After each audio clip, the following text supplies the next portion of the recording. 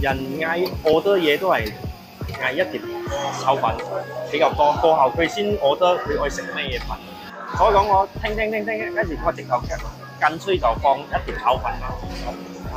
21歲我喺新加坡翻嚟怡保呢度活鮮做開大概8年，就冇做咗海鮮樓，跟住就出嚟做中檔口，開始炒粉咯，賣炒粉啊、大碌麵啊、滑蛋鋪嗰啲啊。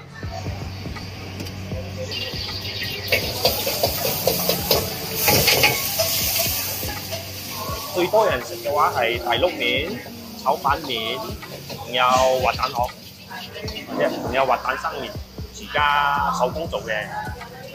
我攞到嚟呢個板面又係一樣咯。首先我飛水佢，飛水跟住過完冷河，俾佢麵又仲有彈性過口先嚟炒。